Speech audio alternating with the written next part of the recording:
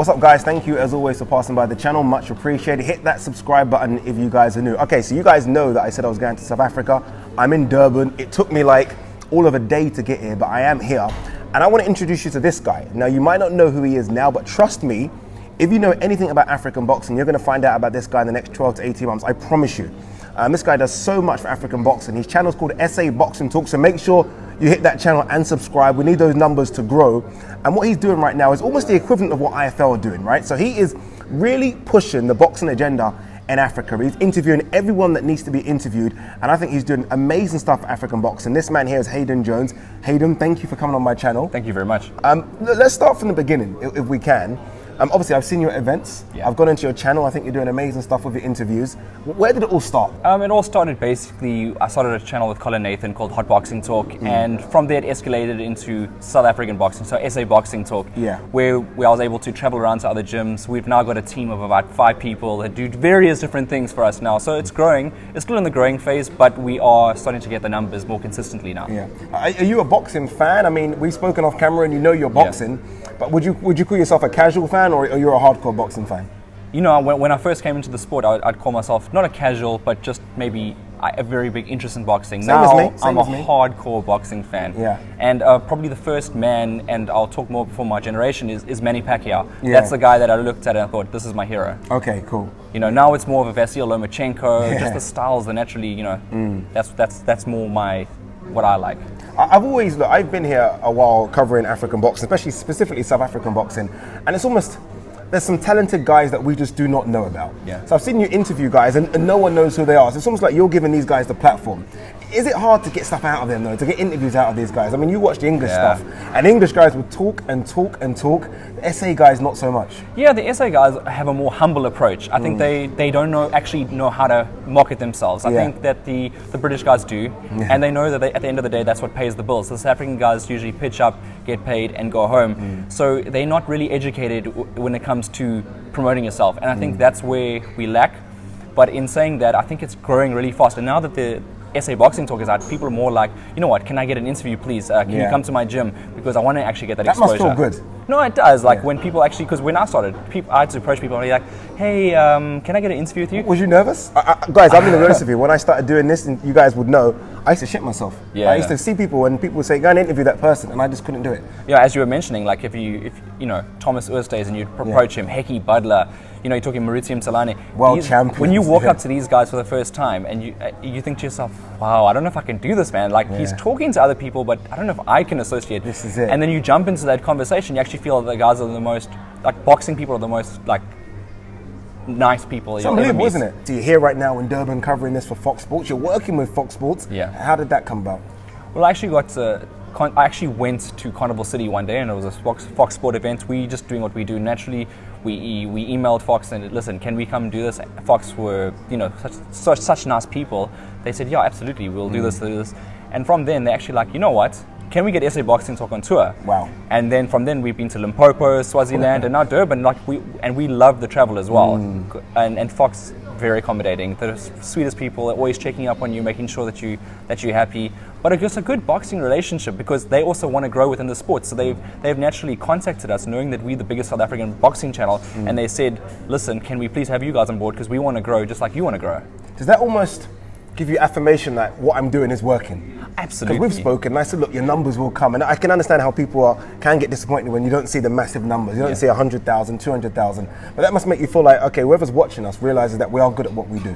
Yeah, and also look at it as you know, your IFL TVs, the ES News, they were really back when they needed it. They hit that market right at the right time. Perfect time. Whereas like South Africa, we're always coming in late. We always coming in. We always want to come in when it's already like established. And I think it will grow naturally. Just the South African spectators need to get more involved, and when they do, I think the numbers will show for themselves. What's the dream? Obviously, the channel is still relatively new when you think about it. But what's the dream for the channel? I mean, is it just to get to those big American fights, the big UK fights, or is it really to kind of boost South African boxing, or a bit of everything? Well, that's the thing. It's not about going to America. I mean, obviously, if we have consultants there that are interviewing the odd person there, that would be great because we do want to be worldwide. But more importantly than that is to get South African boxers on the map, even beyond Africa. Like, we'd love to get into Africa, but before we can get into Africa, we need to make South Africa a core. Yeah, and that's the biggest boxing market in Africa. Let's be honest. I'd love to be able to give a boxer in South Africa the platform, and people just watching those guys week in and week out, because honestly they don't have the platform right now, and that's exactly why we actually came into business. Yeah. Okay. All right. Tell me your top 5, and this is for the I know it already, guys. But tell my viewers your top 5 South African boxers. Okay, you got Gideon Buthelezi at number 5, because I obviously compiled the top 10 list, so I'll just go for those guys. Gideon Buthelezi, he's an IBO world champion. He hasn't been a major for world champion before, talking WBA, WBC, IBF, and WBO, but he keeps winning, and he keeps defending the belt. Eventually he's going to get the opportunity, but you can't deny a man that keeps winning. Yes. So I have Gideon Buthelezi at number 5. Yep.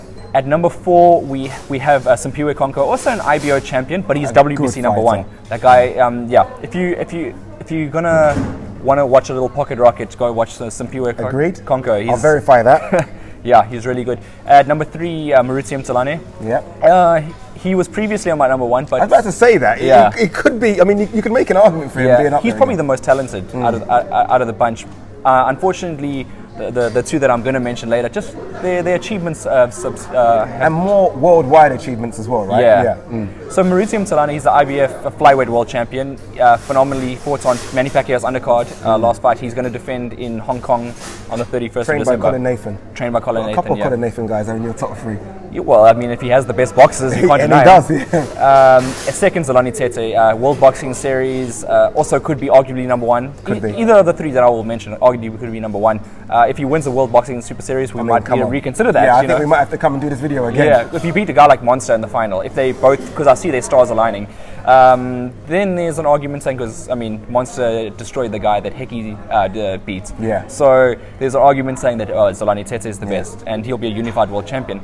And number 1, Hickey Butler, obviously the Ring Magazine champion, the only South African current Ring Magazine champion, and a third time a South African's won a Ring Magazine title. So the achievements that alone make him number 1 for me. I agree, and he's a 2-weight world champion as well. He goes away. I mean, that's the thing with him and Zolani Tete as well. They go away to different territories and win belts. Yeah. So there is no home advantage like they get in the UK or US. These guys are traveling to to away countries, and I guess in Zolani, mainly in Hickey, he's going not as the favourite either.